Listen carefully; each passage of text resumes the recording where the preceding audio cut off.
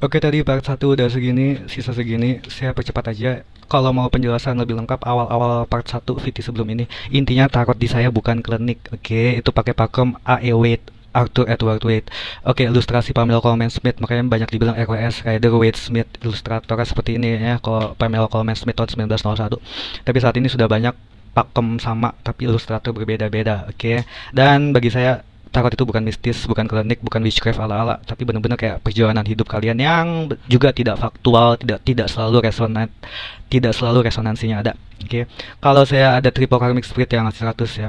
Itu perjalanan hidup kalian. Ya, kalau ditanya ke depannya tuh yang kanan dan paling bawah. Apa yang sudah terjadi bisa terjadi lagi. Aku nggak bahas karma karena aku tidak percaya karma. Karena karma itu kayak ada tidak percaya karma dalam beberapa aspek seperti dosa nenek buyut yang harus kita pertanggungjawabkan, dosa yang kita bisa turun kepada keturunan kita, lalu soal reinkarnasi, karma dekat dengan reinkarnasi. Bagi kalian yang paham reinkarnasi, paham cara lepas dari karma nenek buyut, bagus, biasanya Hindu Buddha, bagus. Cuma kalau enggak sih, bagi saya enggak, oke? Yang saya pakai karma itu sebab akibat. Kalau di Islam sunatullah, kalau dalam Kristen juga ada sebab akibat juga ada ya, hukum tabuk tuai, oke. Itu yang saya pakai karmic spiritnya sebab akibat, oke. Dan dalam setiap kartu sekali lagi tuh artinya sama-sama aja kalau Rider Waite Smith, even kebalik juga yang seperti sudah saya bilang ya tadi. Oke, kali ini tiga pedang itu kalau tidak terbalik loss, kehilangan, rasa kecewa, tapi kalau terbalik rumination, sebab akibat yang terus dia ingat, yang membuat dia menyakiti orang lain karena hatinya sudah tersakiti. Intinya sama aja, kecewa, sakit hati, dan disarankan untuk bisa let go dan bisa healing. Intinya sama-sama aja. Walaupun mau dibaca terbalik silahkan ya, bagi petarot-petarot lain. Kalau saya nggak baca terbalik terlalu ribet. Kayak gini loh, kayak oke, 8 pedang dalam progres yang sudah di part 1 saya bahas, gradual untuk dia bisa let go, untuk bisa tidak terkekang dengan perasaannya lagi.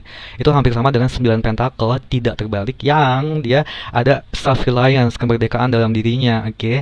Hampir sama-sama aja. Jadi kalau ada yang terbalik dengan yang tegak sama-sama aja. Bacanya nggak usah terbalik kalau saya, oke. Oke, lanjut. Aduh, udah jam. Oke, the flow itu ada dua makna, oke. Antara silakan memulai petualangan baru, tapi dan jangan terlalu takut dengan risiko. Tapi bagi saya tetap harus ada waspada dengan risiko.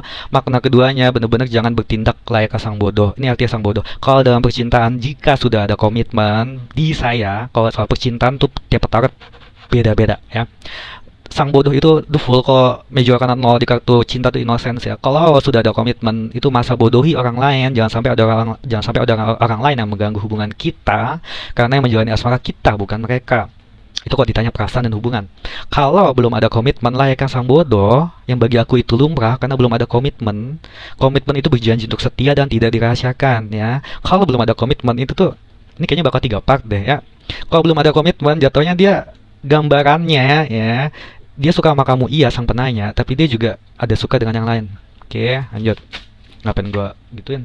Oke, ini the devil. Oke. Ini the devil majoran 16. Oke, ini intinya tuh keduniawian yang tidak terlalu jelek ya, kenikmatan duniawi yang nggak ada salahnya sekali-sekali untuk kita lakukan, asal ada batasannya kalau disarankan. Oke. Ngapain gua kocok sih?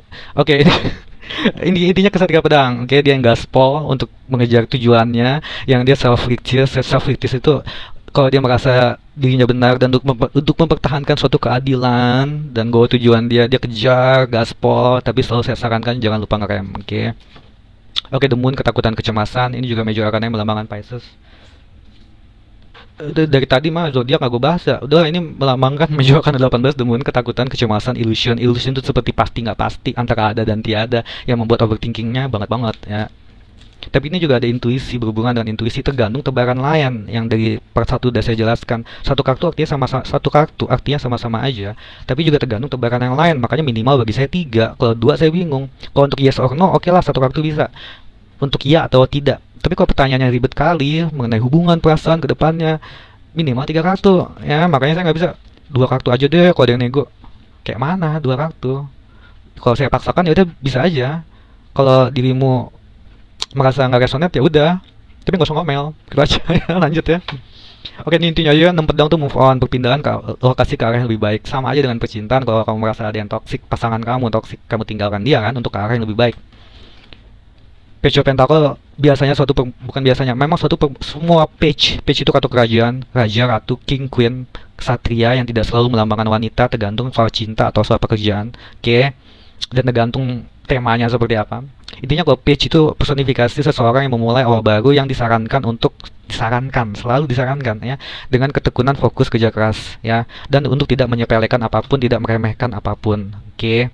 Ini juga ada artinya sedikit, tergantung tebaran yang lain. Seperti kamu baru pindah kerjaan, walaupun kamu sudah pengalaman, tapi kamu di tempat yang baru tidak meremehkan, tidak menyepelekan peraturan di kantor tersebut. Peraturan SOP yang baru. Oke. Sama kalau dalam percintaan, entah baru pendekatan atau berantem baikan lagi atau mantan mencoba balik kembali. Ini menunjukkan dia tuh ingin memulai awal baru lagi yang baik dengan kamu, atau memulai awal baru yang baik kalau masih pendekatan, dengan tidak saling meremehkan, saling memaafkan, saling memahami satu sama lain, dengan ketekunan, fokus, kerja keras untuk belajar lagi. Seperti kamu baru keterima di tempat kerja yang baru. Oke. Ini kan saya buat mau nggak mau tiga part. 8 tongkat itu sebenarnya ada arti perjalanan udara, tapi itu arti zaman dulu. 8 tongkat itu swift progress, perkembangan baik yang cepat, disarankan jangan terlalu cepat. Ya kalau mau cepat banget asalkan bagus mah nggak apa-apa ya. Ini juga kalau dalam percintaan didasari rasa kasih sayang. Oke. The Sun, perasaan cinta optimal yang butuh pertanggungjawaban. Oke. Ini anaknya matahari ya, suatu kesuksesan yang melahirkan tanggung jawab. Kalau tidak bisa dipertanggungjawabkan, jatuhnya jadi beban dan ambisi. Oke. Saran kepanjangan, saran nanti kalau kamu ke live saya aja ya. Dan setiap saya buat konten selalu ada sarannya. Judgment Major Arcana 20 ya, reveal for the betterment, kebangkitan ke arah yang baik. Suatu keputusan yang harus dibuat jelas untuk kedepannya membaik, suatu perubahan ke arah yang lebih baik, seperti itu. 10 piala keharmonisan dalam menjalani hubungan rumah tangga sebenarnya, karena dilambangkan dari awal 1901 tuh ada anak. Oke. Tapi 10 piala tidak ada artinya jelek apapun komitmen. Walaupun kalau soal pihak ketiga, ini juga bisa melambangkan pasangan kamu tuh sudah ada keluarga. Oke, itu tergantung tebakan yang lain dan tergantung feedbacknya seperti apa, pengakuannya seperti apa. Makanya kalau sama petarot jujur aja, karena petarot bukan dukun. Oke. Ini raja tongkat, elemen api, gairah, hasad, semangat, jenakanya ada, jenaka ya. Biasanya sudah berpengalaman kalau dalam soal percintaan, biasanya pengusaha, biasanya. Oke.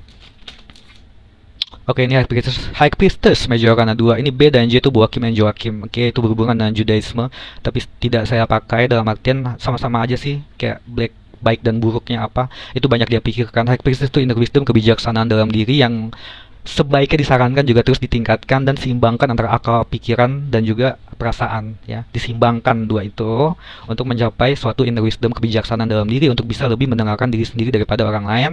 Dan ada receptivity, penerimaan, menerima apa yang sudah terjadi dan apa yang akan terjadi dan apa yang sudah terjadi ya, dan apa yang sedang terjadi, untuk dia bisa menerimanya dengan baik. Kebijaksanaan dalam diri. Kebijaksanaan juga kalau ditanya datangnya dari mana sih? Datangnya dari pengalaman dan juga dari kemauan kamu untuk menyeimbangkan antara akal dan hati, seperti itu. Oke, ini Page of Cups, sekali lagi page personifikasi kerajaan yang selalu melambangkan permulaan ya. Karena page itu tuh artinya tuh kayak kalau cowok itu asisten dari ksatria. Kalau cewek ya itu seperti dayang-dayang. Oke, kalau ini kesungguhan cinta. Kalau cinta, kesungguhan cinta, kalau dalam pekerjaan melakukan sesuatu permulaan dengan sungguh-sungguh, benar-benar disarankan harus kesungguhan, ketulusan, kejujuran. Oke. 4 tongkat, keserasian, kasih sayang, suatu celebration juga, perayaan, dan fondasi untuk lebih meningkat lagi. Satu kartu lagi, mau nggak mau part 3 nih. The Chariot, ini Major Arcana yang melambangkan Cancer ya. Ini progres, momentum, dimana semua bisa berjalan mulus. Kalau saran saya, asalkan kamu siap, karena kesempatan itu layaknya kereta. Kalau kita ketinggalan kereta, kesempatan itu hilang, mau nggak mau kita nunggu lagi momentum yang tepat selanjutnya. Kalau mau momentum yang tepat itu datang pada saat yang tepat, kamu harus selalu siap. Lanjut part 3.